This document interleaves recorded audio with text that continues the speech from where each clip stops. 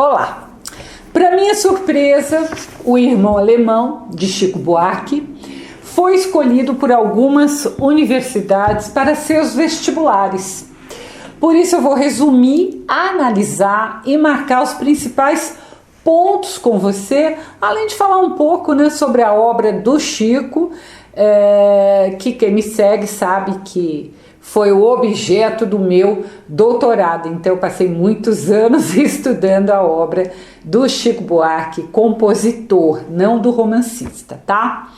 Se você não vai fazer prova nenhuma, ainda não leu o livro, recomendo que você leia e volte para conferir a análise, porque, claro, eu vou dar muitos spoilers. Lançado em 2014, se não me engano, é o que nós podemos chamar de autoficção, ou seja, um gênero em que o autor ele mistura elementos biográficos da sua biografia, elementos reais, com elementos completamente ficcionais. O ponto de partida desse romance é um fato verídico. O pai do Chico, o famoso e renomado historiador Sérgio Buarque de Holanda, teve realmente um filho na Alemanha no início dos anos de 1930, antes de voltar para o Brasil, e aí ele se casou com a mãe do Chico, constituiu aqui uma família, Chico só descobriu a existência desse meio-irmão décadas depois. Então é nisso que ele vai basear a trama desse livro. A história ela é narrada em primeira pessoa por Francisco de Hollander. Claro, gente, é o nome do personagem, mas é uma brincadeira com o seu próprio nome, que também é Francisco, Francisco de Holanda, ele chamou de Francisco Hollander. E que no livro, na história, vai ser apelidado de Titio. Titio, com aqueles dois Cs. Um apelido italiano, já que sua mãe, na história, é italiana. Titio, o narrador protagonista, é um jovem que mora em São Paulo com os pais e com seu irmão mais velho chamado Domingos e que tinha o apelido de Mimo. Era uma casa muito intelectualizada e dominada por livros, que era como era a casa na vida real do Chico Buarque, tá? O pai, o Sérgio de Hollander, é um historiador e sociólogo distante ali do filho, cuja vida gira em torno da sua vastíssima biblioteca. A mãe, chamada Assunta, além de estar sempre tentando arrumar os livros do marido, eram milhares de livros, ela também tenta ali equilibrar o lar e as excentricidades da família. Diz Chico que foi inspirada na sua mãe real, chamada Maria Amélia. Entretanto, ela é muito diferente, a personagem é muito diferente da Maria Amélia real, porque a Maria Amélia ela era uma intelectual bastante politizada. Ela vai ser, inclusive, uma das fundadoras do PT, do Partido dos Trabalhadores, logo ali no início. Por aí, então, você já percebe inúmeras relações com a vida real do Chico Buarque. Afinal, até ele se tornar um dos artistas mais conhecidos do país, quem era conhecido na casa ali era o seu pai, o Sérgio de Holanda. O Sérgio era a grande estrela da casa, todo mundo do mundo intelectual, do mundo acadêmico conhecia Sérgio Buarque de Holanda. Inúmeras vezes o Chico ele contou como que seu pai se isolava na biblioteca para poder, claro, estudar e escrever. Ele escreveu inúmeros artigos, livros, tal. O nó da trama acontece quando Tite, o protagonista, ao vasculhar os livros da biblioteca do pai, ele encontra uma carta antiga, uma carta de Berlim, se não me engano, de 21 de dezembro de 1931. A carta é assinada por uma alemã chamada Anne Ernst, e nela a Anne avisa ao pai do protagonista que ela tinha dado à luz a um filho dele e que ela tinha batizado com o nome dele, batizado de Sérgio, e que diante do silêncio do brasileiro ela pretendia refazer a sua vida ao lado de outro homem. A partir dessa descoberta, o nosso jovem protagonista, ele desenvolve uma verdadeira obsessão por descobrir tudo sobre aquele irmão alemão. Na verdade, ele gostaria que o pai tivesse lhe contado sobre esse irmão. E ele se ressentia sempre do pai ser muito mais próximo do irmão mais velho, do mimo, do que dele. O irmão era muito bem aceito ali na biblioteca, coisa que ele, que lia muito mais que o irmão, não era assim. A narrativa passa então a alternar entre a realidade do narrador, que é a sua juventude, os dilemas ali da juventude, as suas primeiras experiências amorosas, suas experiências sexuais, com os delírios e as projeções, a sua imaginação sobre quem seria, como seria e onde estaria esse irmão alemão. Ele imagina esse irmão às vezes como um soldado nazista, às vezes como um comunista em Berlim Oriental, às vezes como um artista, às vezes como alguém muito parecido com ele mesmo. Então, essa busca pelo irmão torna-se uma tentativa dele se decifrar a si próprio e a decifrar também ao pai, aquela figura paterna, tão grande para ele. E, claro, ele fica bem nítido ali no livro que a relação com seu irmão Mimo não era uma relação muito próxima. O pano de fundo do livro, então, vai acompanhar a transição da juventude do protagonista para a vida adulta e vai mostrando então a efervescência cultural daquela época e, gente, a opressão política do Brasil dos anos 60 durante a ditadura militar. Então esse é o contexto. O Titio, ele descobre que o pai havia querido que o menino lhe fosse enviado pela Anne para ser criado por ele aqui no Brasil, mas a burocracia alemã e a guerra dificultaram essa vinda do garoto. Assim, a busca pelo paradeiro desse irmão alemão atravessa décadas, através de cartas, documentos oficiais e a burocracia internacional. Há muitos documentos do pai para o governo alemão pedindo a vinda do garoto. O interessante, que para mim eu acho bastante interessante, é que o irmão Mimo, que não tinha nada de politizado, um dia, por coincidência, ele vai acompanhar uma moça, essa sim, era uma moça que tinha muitas atividades políticas, e ele acaba sendo preso e desaparecendo, como tantos jovens desapareceram na época da ditadura militar. Entretanto, a obsessão do protagonista não é para descobrir o paradeiro do irmão Mimo, continua sendo para descobrir sobre o irmão alemão.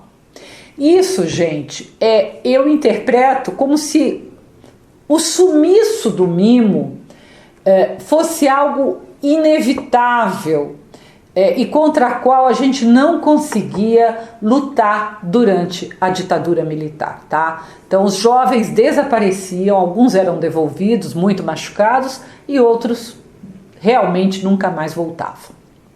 Um dia, o protagonista descobre o nome do homem com quem Anne teria então se casado, e para sua surpresa, há um casal que mora em São Paulo, que a mulher se chama Anne e o marido era professor de piano e possuía o mesmo sobrenome. Então, ele acha que aquele é o casal e ele descobre onde esse casal mora, passa a vigiar a casa, descobre que o casal tem um filho, mas esse filho jamais poderia ser seu irmão alemão, já que esse irmão era bem mais velho do que ele, mas ele insiste muito, né? Ele chega a importunar um pouco esse casal.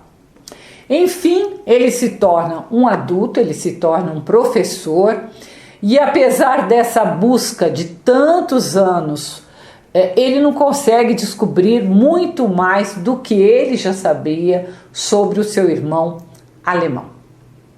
Ao final do livro, ele resolve ir à Alemanha, ele vai então com as fotos que ele tem do pai, quando o pai morou na Alemanha, ele refaz os caminhos do pai, então ele tem até a foto que o pai tirou com a Anne, então ele vai tentando fazer de novo esse caminho, faz algumas buscas, mas claro, passaram-se muitos anos, ele não tem sucesso. Então ele vai retornar ao Brasil quando ele pega um táxi e escuta na rádio do táxi um cantor que tem a voz do seu pai quando seu pai era novo. Ele pede a capa do CD para o taxista e o cantor chama-se Sérgio Gunter. Então ele vai atrás dessa informação e descobre um alemão chamado Robinson que havia trabalhado com este Sérgio Gunter, né? E o Robinson fala que os dois são muito parecidos fisicamente. Então o Tito começa a fazer perguntas sobre esse irmão e o Robinson pergunta a ele se não quer vê-lo. Bom, nesse momento nós, leitores, imaginamos que finalmente, depois do livro inteiro, ele vai se encontrar com o tal irmão alemão. Mas o Robinson, ele leva o protagonista a um estúdio onde eles veem imagens antigas, imagens de arquivo do irmão do Sérgio Gunter que havia morrido. Então, claro, a história termina. Vamos à análise. A busca pelo irmão é, no fundo, a busca do protagonista por si mesmo, tentando preencher os vazios deixados pela falta de diálogo que ele não teve, o diálogo que ele não teve com o pai e pelos segredos guardados pelo pai. Isso o marca profundamente. A imensa biblioteca da casa da família funciona quase como uma personagem. Ela representa o labirinto da memória e o peso do conhecimento, né? Como toda a biblioteca, o peso do conhecimento, mas do conhecimento do pai e da herança, então, paterna. E a biblioteca também é o local proibido, onde nunca foi permitido ao filho brincar. É dela, da biblioteca, que brota o mistério, né? Porque foi lá que ele achou a carta. E é nela, então, que o protagonista tenta decifrar os silêncios da família. Uma marca interessante da obra é que Chico Buarque utiliza fotos, eu não sei se vai dar para vocês verem, mas ele utiliza fotos e documentos, né, reais. Ele usa reproduções, então, das cartas, da comunicação com o governo alemão, intercalados com a narrativa. E isso vai nos lembrar uma investigação quase policial. Essa mescla, então, de real dos documentos com a narrativa provoca em nós, leitores, um desafio para tentarmos descobrir onde termina a biografia e começa então a invenção literária. Perceba que a história ela passa em dois contextos importantes. ela faz o paralelo entre dois regimes autoritários.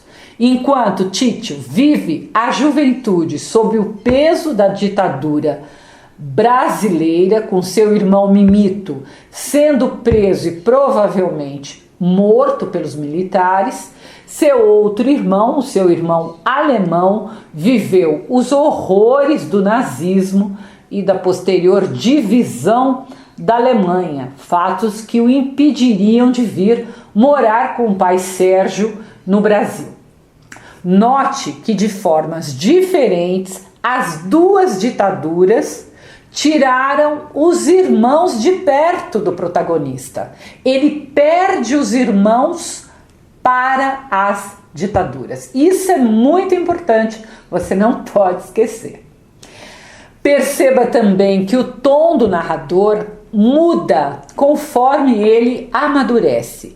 No começo, ele tem uma ingenuidade ali, própria da idade, uma ingenuidade juvenil, fala muito das peripécias sexuais da adolescência, e quando ele se torna um adulto, passa a ser uma narrativa mais melancólica, algo mais reflexivo.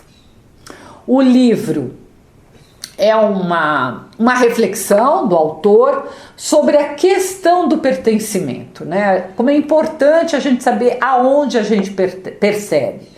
Também é uma reflexão sobre o apagamento de rastros históricos, que acontece principalmente em ditaduras, e a necessidade humana de preencher os vazios da realidade com o quê? Com a invenção, com a ficção. Uma curiosidade é que o Chico, na vida real, ele fez inúmeras pesquisas para descobrir o paradeiro do seu irmão alemão. E ele acabou descobrindo, então, que ele se chamava realmente Sérgio Gunther. E Gunther era o sobrenome dos pais adotivos que adotaram a criança, e ele foi um conhecido jornalista e cantor na Alemanha Oriental. Ele fazia inclusive muitas aparições na televisão, e que ele havia então falecido em 1981. O Irmão Alemão, creio que é um livro fácil de ler, não é uma grande trama, parece que sempre fica devendo alguma coisa. Eu costumo dizer que a comparação entre o Chico compositor e o Chico romancista, ela é inevitável. A gente sempre vai acabar fazendo, e o romancista sempre vai ficar devendo ao compositor. Entretanto, eu penso também que pode não ser uma comparação justa, já que o compositor, gente, na minha opinião, é um gênio, ele é excepcional. Então, é difícil, né, também ser um romancista genial, excepcional. Entretanto, o Chico sempre entrega romances regulares, romances que são interessantes de se ler. Não são geniais, mas são interessantes de se ler. E eu creio mesmo, não dá para ser um gênio em duas coisas, na música e na literatura. É isso, se você quiser conhecer minhas crônicas, eu as publico todas as terças-feiras no meu site www.miriambevilacqua.com.br. Há outras obras do Chico, aqui eu vou deixar os links na descrição, que é legal você ir formando um painel do romancista Chico Buarque. Até o próximo post.